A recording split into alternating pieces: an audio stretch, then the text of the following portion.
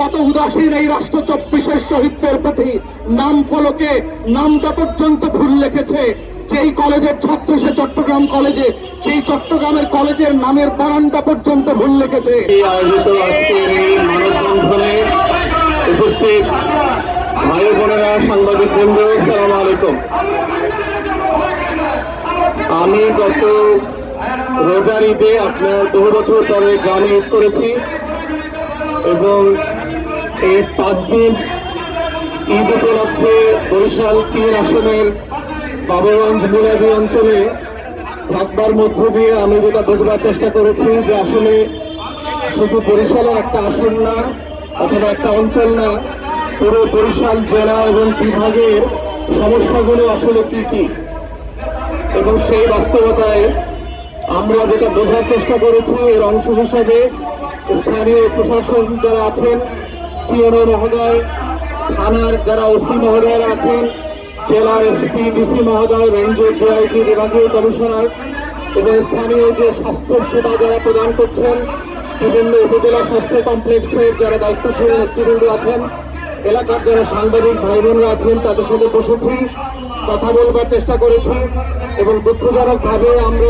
যেটা জানতে পারলাম সেটা আসলে বাংলাদেশের পরিসংখ্যান ব্যুরো গত 2 বছর আগে বাংলাদেশ সরকারকে যে প্রতিবেদন দিয়েছে তার সাথে খুবই সামঞ্জস্যপূর্ণ। আপনারা জানেন পিবিএস বাংলাদেশের যে পরিসংখ্যান ব্যুরো আছে, যারা বাংলাদেশের যে গরিব জনগোষ্ঠী আছে তাদের একটা মানচিত্র তৈরি করেছে 2023 সালে, যেটার মধ্য দিয়ে তারা বুঝবার চেষ্টা করেছে যে বাংলাদেশ এই রাষ্ট্রের 53 বছর পরে সবচেয়ে গরিব মানুষগুলো কে কোন জেলাতে এবং বিভাগে বাস করছে। এবং সেই বাস্তবতা যেটা উঠে এসেছে, বাংলাদেশের সবচেয়ে গরিব মানুষদের প্রায় 27% বাস করে হচ্ছে বরিশাল বিভাগে। আজ থেকে 20 বছর আগে যেটা আমরা জানতাম যে রংপুর বিভাগ নাকি মঙ্গা পীড়িত, রংপুর বিভাগ নাকি দুর্ভিক্ষ পীড়িত, রংপুর বিভাগের আগে মানুষ না খেয়ে দুর্ভিক্ষ অঞ্চলের মতো করে জীবনযাপন করে। কিন্তু আজকের পরিসংখ্যান বলছে বাংলাদেশ রাষ্ট্রের সেই মন্দ কবলিত রংপুরে পরিণত হয়েছে দেশের এক সময়কার সুজলা সফলা শস্য শ্যামলা ধান নদী খালের বরিশাল, যেটা খুব দুঃখজনক।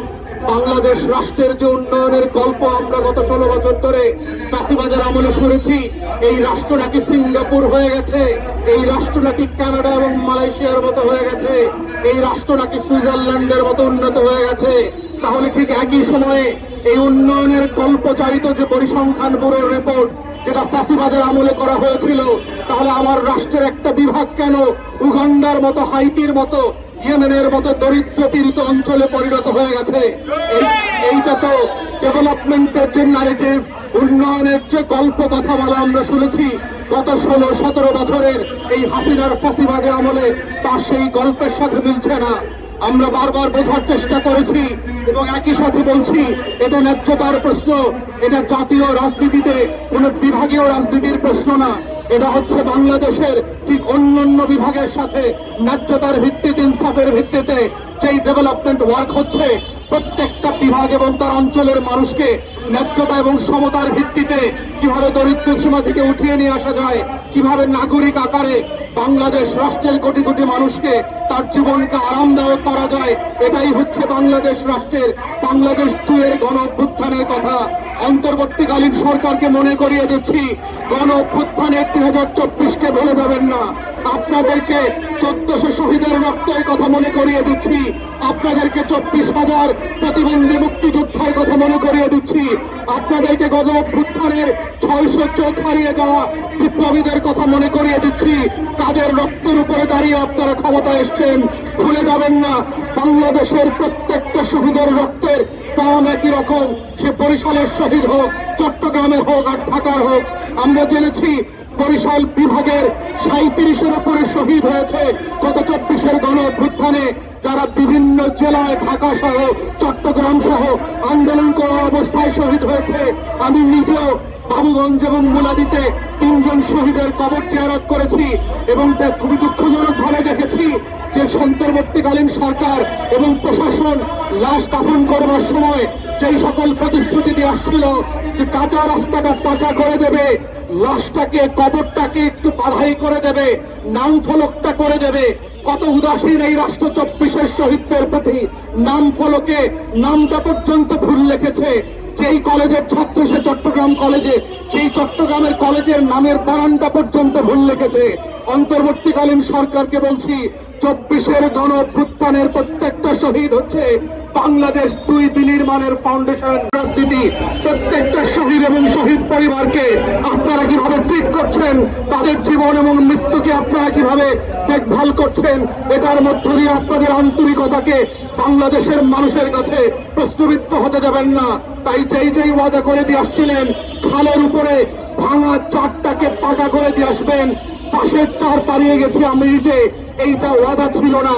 গত 8 মাসে আপনারা একটা পাশের চারকে পাকা করে দিতে পারেন নাই, আধা কিলোমিটার একটা কাঁচা রাস্তা পাকা করে দিতে পারেন নাই।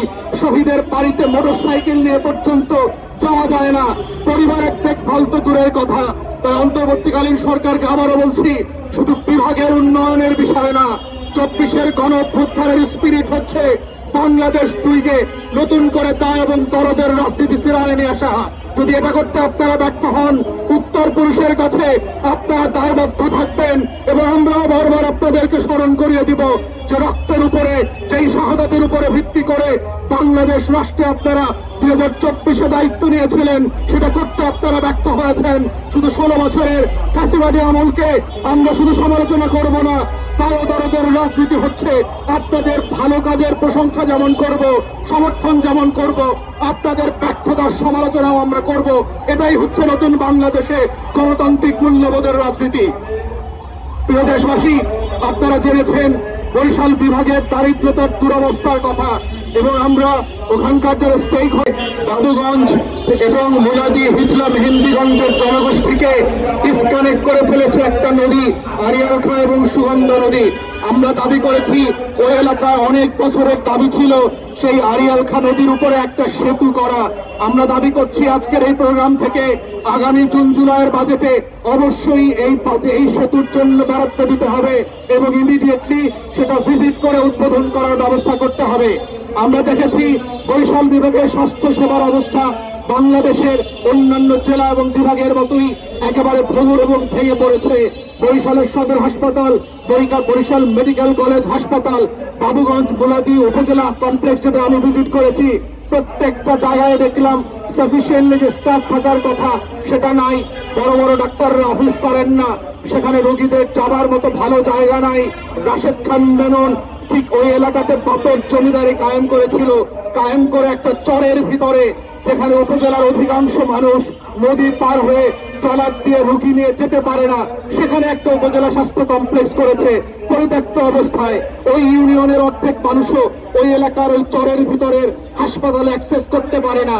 বাংলাদেশের ডেভেলপমেন্টের নামে গত দশকের পর দশক ধরে যে লুটপাট হয়েছে, বরিশালের সেই পাহেরচরের উপজেলা স্বাস্থ্য কমপ্লেক্স হচ্ছে একটা ক্লাসিক্যাল এক্সাম্পল।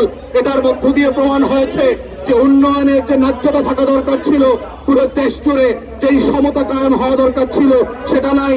আপনারা দেখেছেন ভোলায় বাংলাদেশের অন্যতম বৃহৎ 3টা গ্যাস কেন্দ্র আবিষ্কৃত হয়েছে, কিন্তু বরিশালবাসীর দাবি হচ্ছে এই গ্যাসের কোন ন্যায্য হিস্সা বরিশাল বিভাগের মানুষ পাচ্ছে না।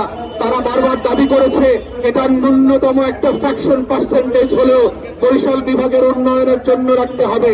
আপনারা জানেন বাংলাদেশে সমুদ্র সীমা বিজয়ের যে নাটক করেছে হাসিনা সরকার, তারপর থেকে বঙ্গোপসাগরে 46টা গ্যাসের ব্লক তৈরি করা হয়েছে, কিন্তু সেটা বাপেক্সকো আমাদের যে জাতীয় প্রতিষ্ঠান আছে তাকে খনন করবার অনুমতি দেওয়া হচ্ছে না।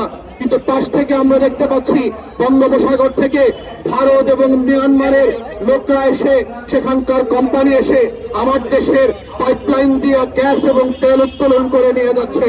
তাহলে আপনি কি বিজয় করলেন যে এই বিজয়ের পতাকা মালাটা আপনি ভারতকে আর মিয়ানমারকে সঁপে দিয়েছেন? এটা তো ডেভেলপমেন্টের সাথে যায় না। তাই আমরা অনবিধি বিলম্বে দাবি করছি যে এই যে 46টা গ্যাসের ব্লক বঙ্গোপসাগরে আছে, সেখান থেকে ইমিডিয়েটলি বাপেক্সকে দায়িত্ব দিয়ে এক্সপ্লোরেশনের ব্যবস্থা করতে হবে। বাংলাদেশের অন্যতম ভিজিটিং জায়গা হচ্ছে কুয়াকাটা। আপনারা জানেন কুয়াকাটা হচ্ছে পৃথিবীর 2টা সি বিচের একটা, যেখান থেকে সূর্যোদয় এবং সূর্যাস্ত 2টা দেখা যায়। কিন্তু সেখানে যাবার মতো যে ইনফ্রাস্ট্রাকচার দরকার, রাস্তাঘাট দরকার, সেটা নাই।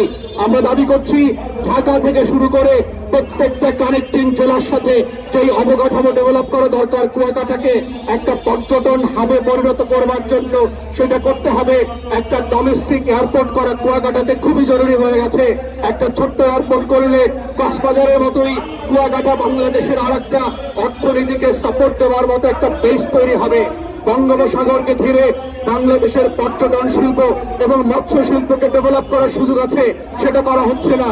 বরিশাল বিভাগে আমরা গিয়ে দেখলাম, যেটা রংপুর বিভাগেও আমরা দেখেছি, বাংলাদেশে 1 লক্ষ টাকা কৃষি ঋণ নিয়েছে এমন লক্ষ লক্ষ কৃষককে বকেয়া ঋণ দিতে না পারার কারণে মামলা দিয়ে হেনস্থা করা হচ্ছে, জেলে নেওয়া হচ্ছে। কই এস আলমকে তো জেলে নিতে পারেন নাই, বাংলাদেশের বড় বড় লুম্পেন পুঁজিপতিদেরকে তো জেলে নিতে পারেন নাই। বাংলাদেশের গরিব কৃষককে 1 লক্ষ টাকা ঋণ না দেওয়ার কারণে জেলে নিয়ে কি প্রমাণ করছেন? বাংলাদেশে আইনের শাসন তৈরি হয়েছে। গরিবের সাথে আইন দেখান, গরিবের সাথে ন্যায্যতা দেখাতে হবে। গরিবের কৃষকের কৃষি ঋণ মওকুফ করতে হবে, এটা কোনো টাকা না। তাই বাংলাদেশ, বরিশাল থেকে শুরু করে সারা বাংলাদেশের কৃষকের ঋণ মওকুফ করতে হবে। এই বাস্তবতাকে ঘিরে বাংলাদেশের কৃষি অর্থনীতি যেন ভেঙে না পড়ে। কৃষককে জেলে নেওয়ার এই নাটক বন্ধ করেন। সুদে আসলে কৃষকের কৃষি ঋণ মওকুফ করেন। নতুন করে লক্ষ লক্ষ কৃষক এবং বেকার যুবকদেরকে কর্মসংস্থানে ফিরিয়ে নিয়ে আসার জন্য যে ইন্টারেস্ট ফ্রি মাইক্রো ক্রেডিটের ব্যবস্থা করেন। আমাদের লক্ষ লক্ষ কোটি কোটি টাকা লুটপাটের যেই টাকা ব্যবস্থা তৈরি হয়েছে, সেখান থেকে এই ঋণের মধ্য দিয়ে বরিশাল বিভাগ সহ সারা বাংলাদেশের বেকার যুবকদের কর্মসংস্থানের ব্যবস্থা করেন। এভাবেই বাংলাদেশের একটা বিভাগ যদি উন্নত হয়, অর্থনীতি ডেভেলপ করে, অর্থনৈতিক অঞ্চলের মধ্য দিয়ে কর্মসংস্থান তৈরি করা যায়, এটা বাংলাদেশের জাতীয় অর্থনীতিতে প্রচন্ড রকম প্রভাব ফেলবে। বরিশাল থেকে লক্ষ লক্ষ মানুষের ঢাকায় আসার প্রবণতা কমে যাবে, এটার মধ্য দিয়ে ঢাকা খালি হবে। এবং এটাই হচ্ছে উন্নয়নের যে বিকেন্দ্রীকরণের কথা আমরা বারবার বলছি। সিঙ্গাপুরের গল্প না বলে সিঙ্গাপুরের মতো বিকেন্দ্রীকরণের অর্থনীতি তৈরি করেন। কানাডার গল্প না বলে কানাডার মতো বিকেন্দ্রীকরণের অর্থনীতি তৈরি করেন। মালয়েশিয়ার মতো, সুইজারল্যান্ডের দুঃখাচারের গল্প না করে বাংলাদেশের অর্থনীতিকে বিকেন্দ্রীকরণ করেন। প্রত্যেকটা জেলা এবং বিভাগকে ন্যায্যতার ভিত্তিতে উন্নয়নের সাফল্য নিয়ে আসার সুযোগ দেন। এটাই হচ্ছে আজকের বরিশাল বিভাগের দায়ে দরদের রাজনীতির প্রত্যাশা। এই আশাবাদ ব্যক্ত করে